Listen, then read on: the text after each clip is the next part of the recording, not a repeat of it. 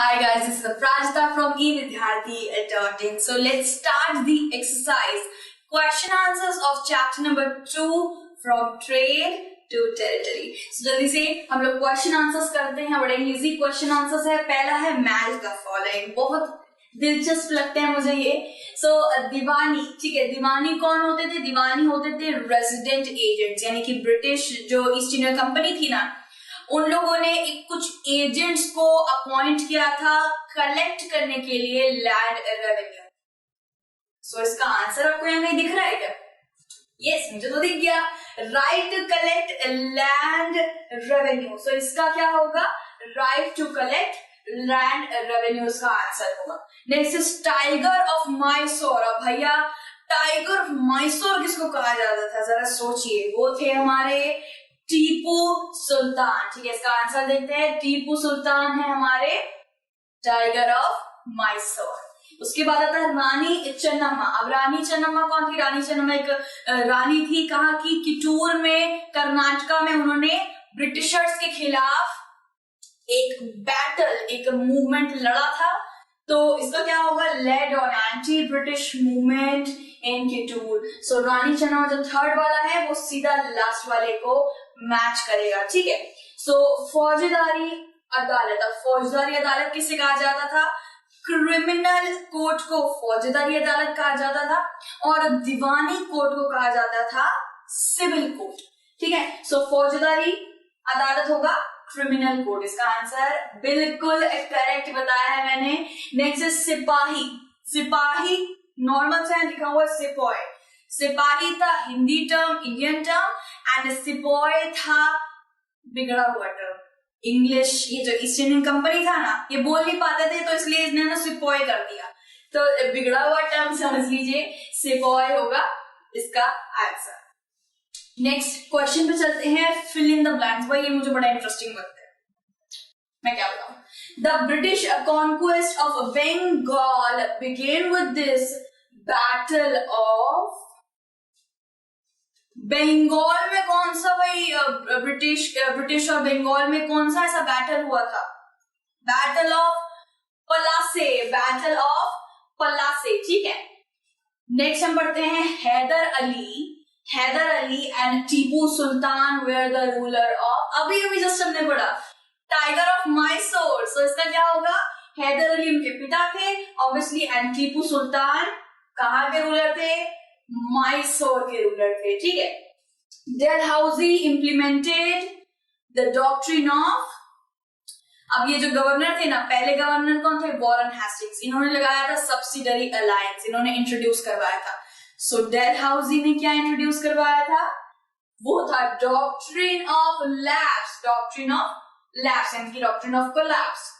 फिर फोर्थ वाला पढ़ते हैं. Maratha kingdom were located mainly in the part of dash India. So इसका होगा वेस्टर्न पार्ट. जो मुंबई महाराष्ट्र का पार्ट है ना, उसको वेस्टर्न. ऑब्वियसली आप जब पॉलिटिकल एक पूरा मैप देखेंगे, पॉलिटिकल मैप, सो यहाँ पे नॉर्थ साउथ ईस्ट वेस्ट करके होगा. सो जो वेस्टर्न पार्ट में मराठा यानी कि महाराष्ट्र पड़ता है, तो खुद ब खुद आ जाता है यहाँ पे वेस्टर्न. ठीक है. ये उसके आंसर्स थे फर्स्ट सेकंड थर्ड के. Plassey, Mysore, lapse and western. चलिए क्वेश्चन नंबर 3 पे आते हैं. State whether true or false. तो जल्दी से इसको करते हैं. पहले वाले का क्या है जरा पढ़ते हैं. The Mughal empire became strong in the 18th century. क्या मुगल एम्पायर स्ट्रॉन्ग बना था 18th सेंचुरी में? भाई मुगल एम्पायर तो कोलैप्स कर गया था 1701 तक. पहले हमने चैप्टर में एक इमेज देखी थी जिसमें बहादुर शाह जफर को बेड़ियां लगाई जा रही थी, हथकड़ियां लगाई जा रही थी. औरंगजेब, बहादुर शाह जफर, इनका जो मुगलों का दौर था ना, वो 1701 में खत्म हो गया था. और यहाँ पे क्या बताया जा रहा है? यहाँ पे सेंचुरी क्या है? 18th century. तो ऑब्वियसली ये फॉल्स माना जाएगा. देखिए आंसर फॉल्स निकला है. ठीक है. सो सेकंड पढ़ते हैं. The English east Indian company was the only European company that traded with India. अब जरा ये सोचिए कि जब east Indian company India I थी तो आपको क्या लगता है सिर्फ वही आई होगी? मतलब और भी ट्रेडिंग कंपनीज इससे अट्रैक्ट हुई थी. ये भी हमने चैप्टर में पढ़ा था. जरा सोचिए. French, Dutch, east Indian company बहुत सी ऐसी ट्रेडिंग कंपनी थी भाई जो हमारे मसालों, सिल्क और कॉटन की दीवानी हो गई थी, याद है ना आपको। एंड इसका क्या होगा, इसका होगा ट्रू, इसका ट्रू होगा, सॉरी इसका बी है ना, हम लोग बी वाला कर रहे हैं, तो इसका फॉल्स होगा। फॉल्स क्यों होगा, क्योंकि सिर्फ ईस्ट इंडियन कंपनी ही नहीं, बहुत सी ऐसी कंपनीज आई थी ट्रेडिंग करने के लिए। सो इसका फॉल्स होगा, माय मिस्टेक। सो सी वाला पढ़ते हैं, Maharaja Ranjit Singh was the ruler of Punjab. Maharaja Ranjit Singh क्या पंजाब के रूलर थे? जरूर जरूर, बिल्कुल सही बात है, ट्रू है इसका, कि वो जो हमारे महाराजा रंजीत सिंह थे वो थे पंजाब के रूलर। ठीक है, तो ये होगा हमारा ट्रू। अब हम फोर्थ वाला पढ़ते हैं, the British did not introduce administrative changes in the territory they conquered.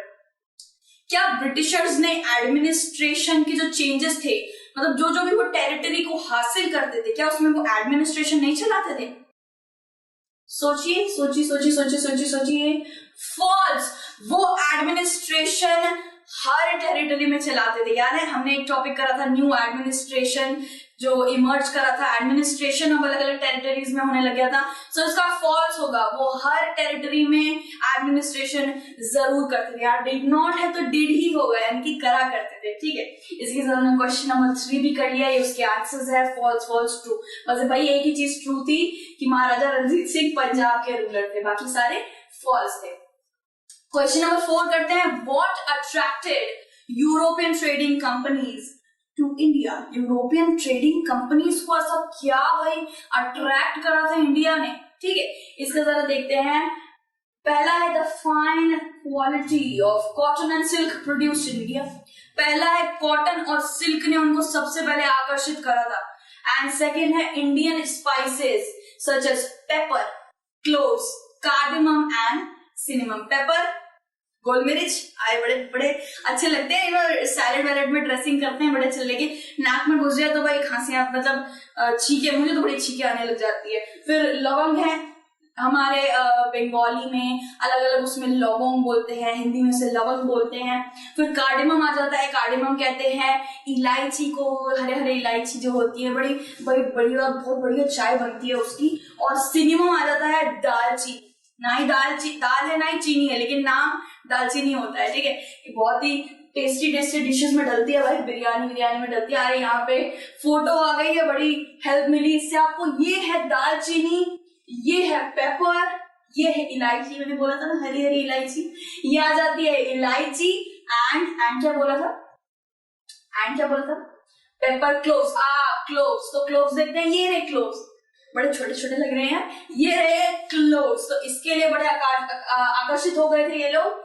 Next आता है हमारा सिल्क, ये है पूरा सिल्क का कपड़ा जो इंडिया में बहुत ज्यादा मशहूर था और इंडिया में इसकी पैदावार काफी होती थी। फिर आ जाता है क्यूट क्यूट सा कॉटन। देखिए कॉटन की ऐसी कली होती है, ऐसी छोटे छोटे फूल होते हैं, उसके ऊपर कॉटन होता है, देन उसको अलग अलग प्रोसेस से गुजर के आपके पास हो, आपके घर में, आपके मेडिकल बॉक्स में आता है।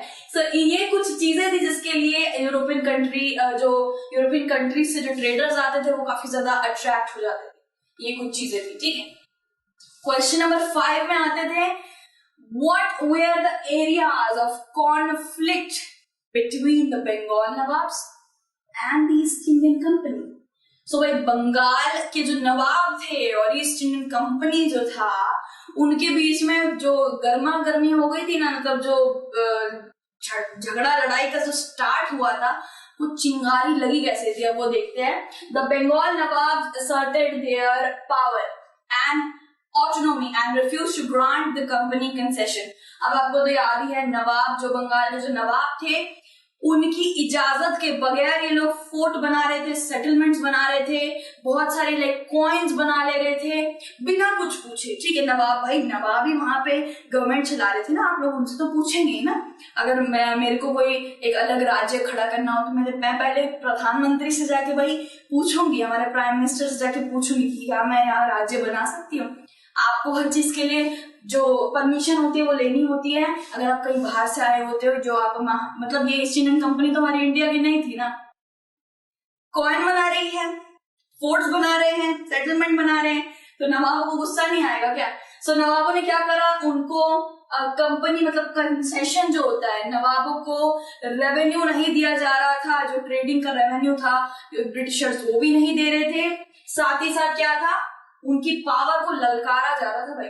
और they denied the company any right to mint coin fortification, फिर उन्होंने कॉइन बनाने का जो राइट होते हैं वो भी उनसे छीन लिया गया था। फोर्टिफिकेशन यानी कि जो बड़े बड़े जो पोर्ट्स होते हैं उनके पास फोर्टिफिकेशन करने का भी राइट छीन लिया गया था। थर्ड पॉइंट है, इट वाज रिफ्यूजिंग टू पे टैक्सेस, कौन, ईस्ट इंडियन कंपनी टैक्स नहीं दे रही थी। एंड राइटिंग डिसरिस्पेक्टफुल लेटर्स, भाई गंदे गंदे डिसऑनेस्ट डिसरिस्पेक्टफुल लेटर्स नवाब को भेज रही थी। And trying to humiliate the nawab and his officials, nawab को भाई चेतावनी दे रहे थे, बार बार ललकार मार रहे थे, तो वो लोग कैसे कुछ नहीं करते।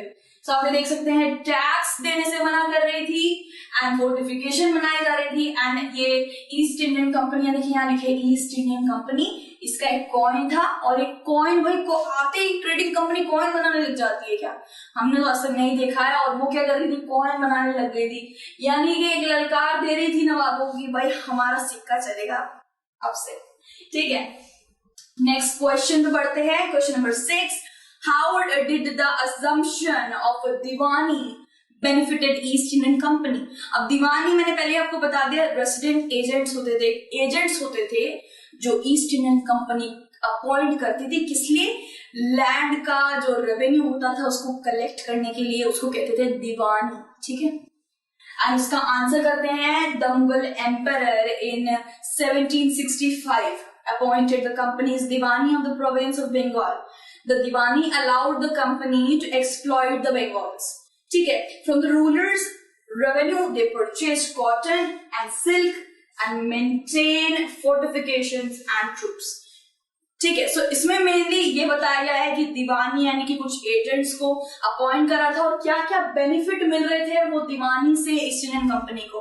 दीवानी बोल के दीवानी हो जाएंगे, तो मतलब अभी इसको एजेंट समझ के चलिए, ठीक है। तो एजेंट से क्या बेनिफिट मिल रहा था, एजेंट से ये बेनिफिट मिल रहा था कि वो जो जितने बंगाल के नवाब थे उनसे रेवेन्यू कलेक्ट करते थे और ईस्ट इंडियन कंपनी के चरणों में रख देते थे, ठीक है।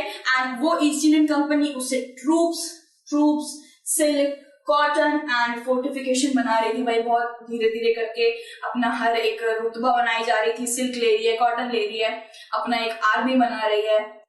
तो ये सब चीजें बेनिफिटेड, क्या था बेनिफिटेड, ये आपको पता चल गया है। कॉटन, सिल्क, फोर्टिफिकेशन, ट्रूप्स, ये सब वो धीरे धीरे बना रहे थे रेवेन्यू से, ठीक है। ये उसके बाद आप ये देख सकते हैं, इमेज है फोर्टिफिकेशंस, आपको बहुत अच्छी तरह समझा देती हूँ मैं कि फोर्टिफिकेशंस किसको कहते हैं। ये देखिए कुछ नाव है, ये कुछ ईस्ट इंडियन कंपनी की कुछ नाव है, और ये है जो पोर्ट है, इसको पोर्ट कहते हैं, जहाँ पे नाव आके खड़ी होती है, अपने गुड्स के साथ नाव आके जहाँ पे खड़ी होती है उसको कहते हैं पोर्ट्स, ठीक है। और वहां पे इन लोगों ने क्या कर रखा है, फोर्टिफिकेशन। भाई देखो तो झंडा फहरा दिया इन लोगों ने, अपना अंग्रेजों का झंडा फहरा रखा है। और यहाँ पे देखिए किले विले बना रखे हैं, इन किलों के अंदर गुड्स रहते थे, इन किलों के अंदर सामान रहा करता था, और ये लोग धीरे धीरे करके एक एक जगह को खरीद रहे थे, एक एक जगह पे कब्जा कर लेते थे। और क्या था यहाँ पे, ट्रूप्स को बनाया जा रहा था, ये लोग अपनी आर्मी तैयार कर रहे थे।